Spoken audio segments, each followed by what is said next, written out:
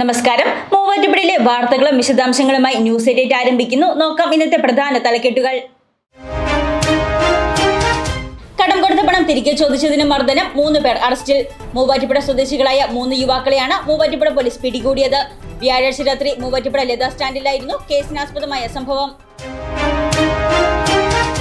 Water അതോറിറ്റിയുടെ pipe പൊട്ടി കുടിവെള്ളം പാഴാകുന്നത് തുടർക്കഥയാകുന്നു. കാവുംപടി റോഡിൽ പൈപ്പ് പൊട്ടി ലക്ഷക്കണക്കിന് ലിറ്റർ വെള്ളം പാഴായി. മാലിന്യമുക്ത പഞ്ചായത്ത് മാടാടി പഞ്ചായത്തിൽ വാർഡ് തല ശുചീകരണ യജ്ഞം സംഘടിപ്പിച്ചു. കുടുംബശ്രീ പ്രവർത്തകർ, ഹരിതകർമ്മ സേനാംഗങ്ങൾ, ജനപ്രതിനിധികൾ തുടങ്ങിയവർ പങ്കെടുത്തു. മൂവാറ്റുപുഴ ബ്ലോക്ക് പഞ്ചായത്തിൽ വാർഷിക പദ്ധതി വികസന സെമിനാർ സംഘടിപ്പിച്ചു. പ്രസിഡന്റ് KG രാധാകൃഷ്ണൻ ഉദ്ഘാടനം ചെയ്തു. 6.55 കോടി രൂപയുടെ പദ്ധതിയാണ് വിഭാവനം ചെയ്തിട്ടുള്ളത്. 6ാമത് മൂവാറ്റുപുഴ ബൈബിൾ കൺവെൻഷന് തുടക്കമായി. കോതമംഗലം ബിഷപ്പ് മാർ ജോർജ് മർത്തിക്കണ്ടത്തിൽ ഉദ്ഘാടനം ചെയ്തു. 3 ദിവസങ്ങളിലായാണ് കൺവെൻഷൻ നടത്തപ്പെടുന്നത്. ഓറൽ ആൻഡ് മാക്സിലോഫേഷ്യൽ സർജറി ദിനാചരണം, അന്നൂർ ഡെന്റൽ കോളേജിൽ റോഡ് സുരക്ഷാ ബോധവൽക്കരണ സമ്മേളനവും മോട്ടോർ സൈക്കിൾ റാലിയും സംഘടിപ്പിച്ചു. Muvattupuzha traffic SI KP Siddique road സുരക്ഷാ മാർഗങ്ങളെക്കുറിച്ച് വിശദീകരിച്ചു.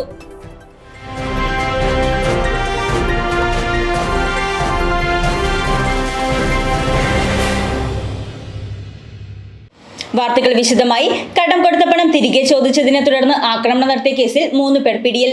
മൂവാറ്റുപുഴ സ്വദേശികളായ 3 യുവാക്കളെയാണ് പോലീസ് പിടികൂടിയത്. വ്യാഴാഴ്ച രാത്രി മൂവാറ്റുപുഴ ലതാ സ്റ്റാൻഡിലായിരുന്നു കേസിനാസ്പദമായ സംഭവം.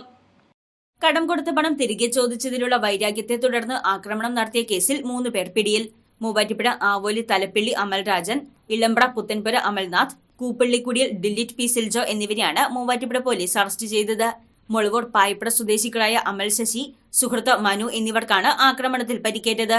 വ്യാഴാഴ്ച രാത്രി മൂവാറ്റുപുഴ ലതാ സ്റ്റാൻഡിലായിരുന്നു കേസിനാസ്പദമായ സംഭവം. മനുവിന്റെ പക്കൽ നിന്ന് അമൽരാജൻ പണം കടം വാങ്ങിയിരുന്നു.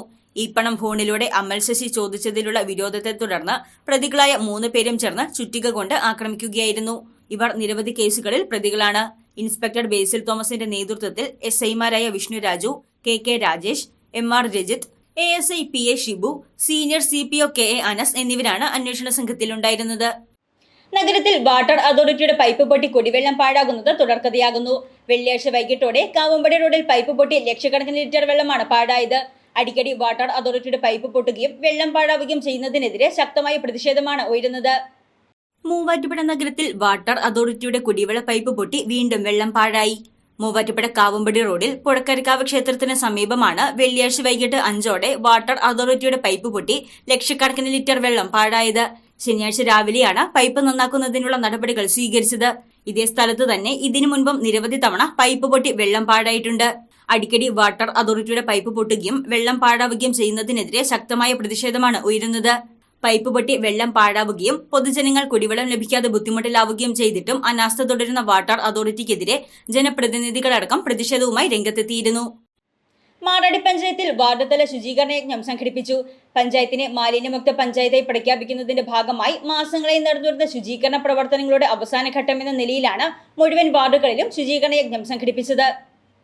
സമ്പൂർണ്ണ വലിച്ചെറിയൽ മുക്ത സംസ്ഥാനമായി പ്രഖ്യാപിക്കുന്നതിനുള്ള പ്രവർത്തനങ്ങൾ സംസ്ഥാനത്തുടനീളം നടക്കുന്നതിന്റെ ഭാഗമായി മാടാടി പഞ്ചായത്തിൽ വാർഡ് തല ശുചീകരണ യജ്ഞം സംഘടിപ്പിച്ചു.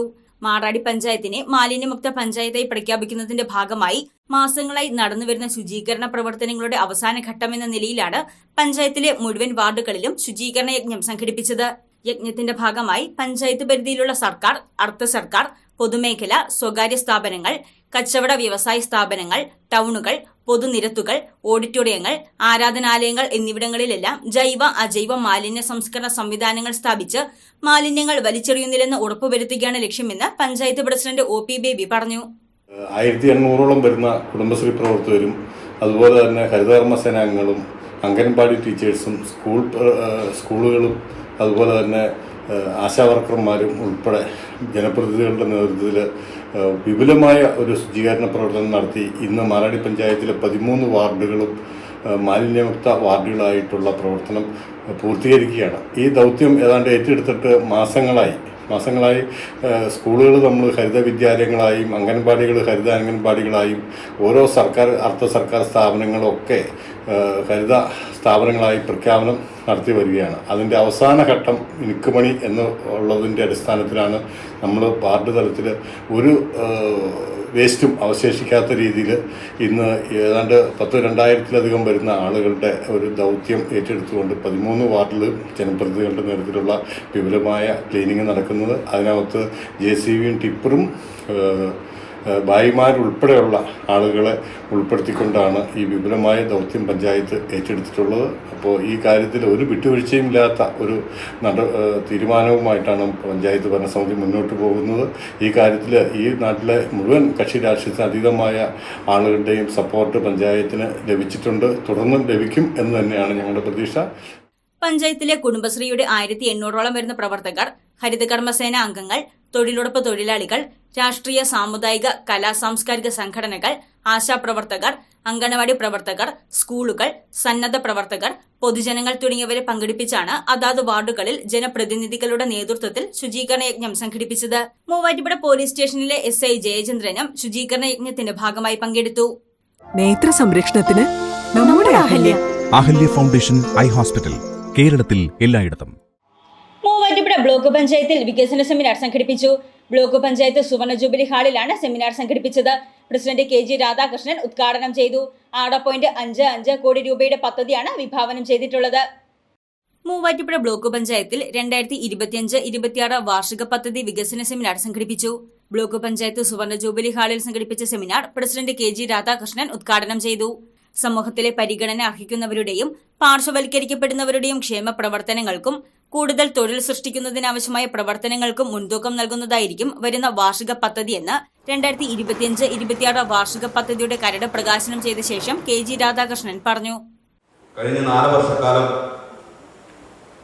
ക്ഷേമ പ്രവർത്തനങ്ങൾക്ക് കൂടുതൽ ഊന്നൽ നൽകുന്ന ഒരു സമീപനമാണ് മൂവാറ്റുപുഴ ബ്ലോക്ക് പഞ്ചായത്ത് സ്വീകരിച്ചിട്ടുള്ളത്.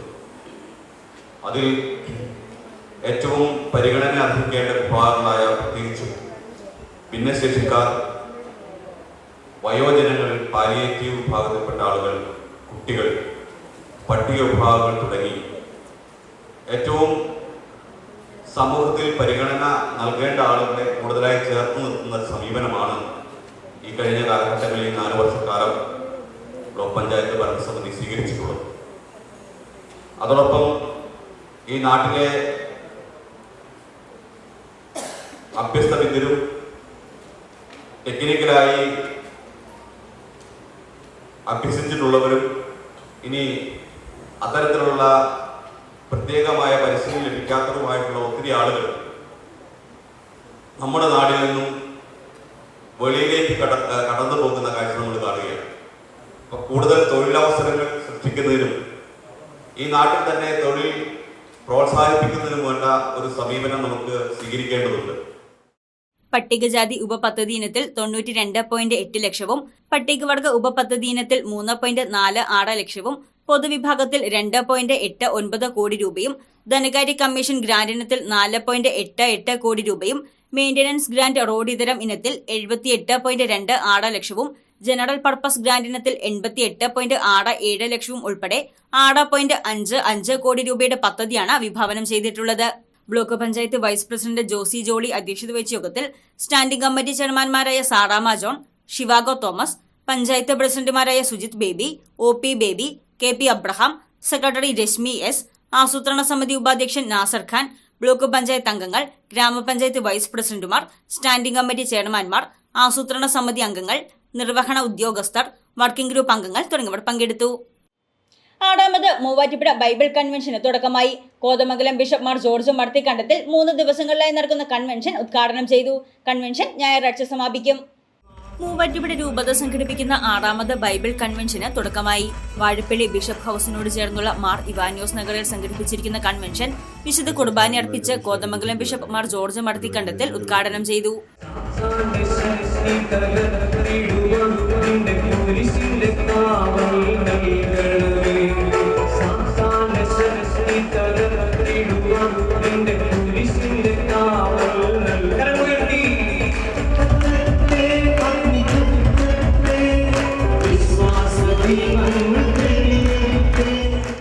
ജൂബിലി വർഷത്തിലെ ബൈബിൾ കൺവെൻഷൻ പ്രത്യാശയിൽ നിറയാൻ നമ്മെ സഹായിക്കുമെന്ന് ബിഷപ്പ് പറഞ്ഞു.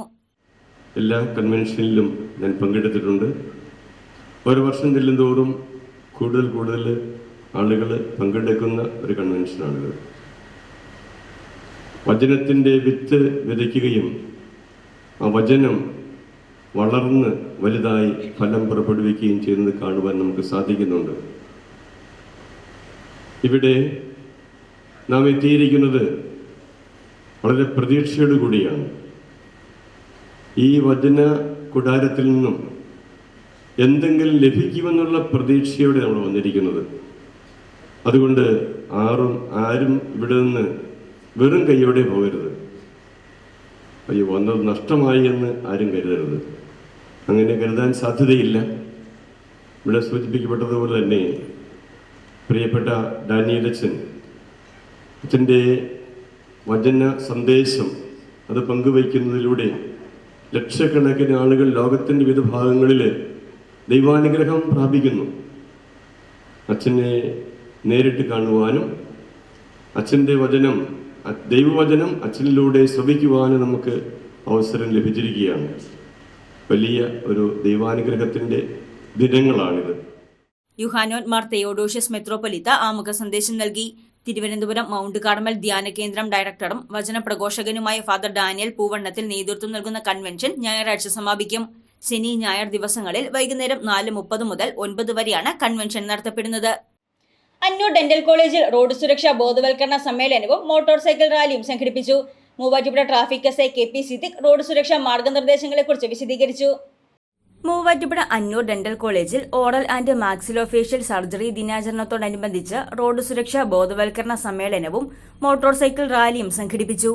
കോളേജിൽ നടന്ന സമ്മേളനത്തിൽ റോഡ് സുരക്ഷാ മാർഗങ്ങളെക്കുറിച്ച് Muvattupuzha traffic SI KP Siddique സംസാരിച്ചു. നമ്മുടെ ഡിസ്ട്രിക്ട് ക്രൈം റെക്കോർഡുകളുടെ കണക്ക് പ്രകാരം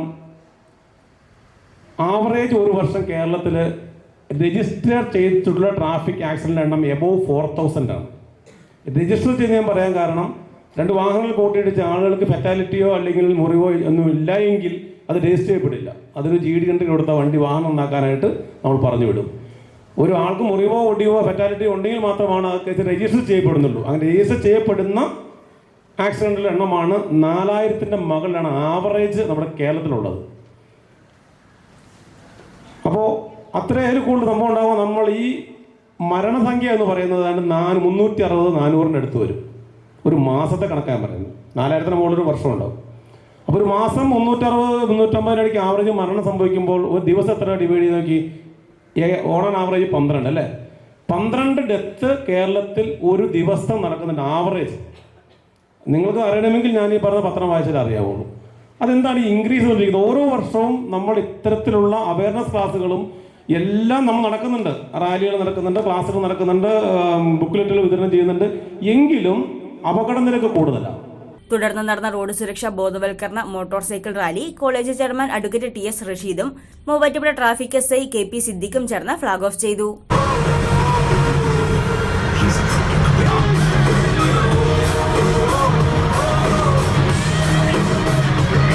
പൊതുജനങ്ങൾക്ക് റോഡ് സുരക്ഷാ മാർഗനിർദ്ദേശ ലഘുലേഖകളും മൂവാറ്റുപുഴ ഓട്ടോ ഡ്രൈവേഴ്സ് അസോസിയേഷൻ അംഗങ്ങൾക്ക് ഫസ്റ്റ് എയ്ഡ് കിറ്റുകളും വിതരണം ചെയ്തു.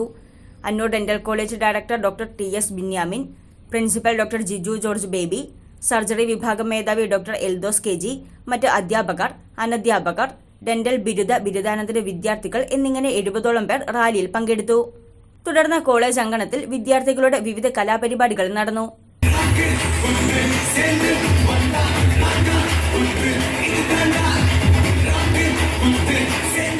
News desk Muvattupuzha news. കേരളത്തിലെ നമ്പർ 1 ലൈറ്റ് വെയ്റ്റ് ജ്വല്ലറിയായ ജേക്കോ ജ്വൽസ് ഏറ്റവും കുറഞ്ഞ തൂക്കത്തിൽ കൂടുതൽ പൊലിമയിൽ new fashion trendy light weight ornaments ഒരുക്കി നിങ്ങളെ സ്വാഗതം ചെയ്യുന്നു. കായനാട് തെക്കേടത്ത് ചാക്കോ ഉതുപ്പ് നിര്യാതനായി. സംസ്കാരം ശനിയാഴ്ച 3-ന് കായനാട് സെന്റ് ജോർജ് യാക്കോബായ പള്ളിയിൽ നടത്തപ്പെട്ടു. മക്കൾ ജോയി, ഏലിയാമ്മ, തങ്കച്ചൻ, കുര്യാച്ചൻ, റെജി, ലിസി. മരുമക്കൾ സാറക്കുട്ടി, വർഗീസ്, ഡോളി, ഡെൻസി, ശോഭന, മനോജ്. തൃക്കളത്തൂർ ചെങ്ങനാട്ട് NG രാമചന്ദ്രൻ നായർ നിര്യാതനായി. സംസ്കാരം ശനിയാഴ്ച 11-ന് വീട്ടുവളപ്പിൽ നടത്തപ്പെട്ടു. ഭാര്യ തങ്കമ്മ, മക്കൾ സന്തോഷ്, പരേതനായ സാബു, സരിത, സനിൽ, മിനി, രമ, കൃഷ്ണദാസ് എന്നിവരാണ് മരുമക്കൾ. ന്യൂസ് 8 പൂർണ്ണമാകുന്നു. നമസ്കാരം.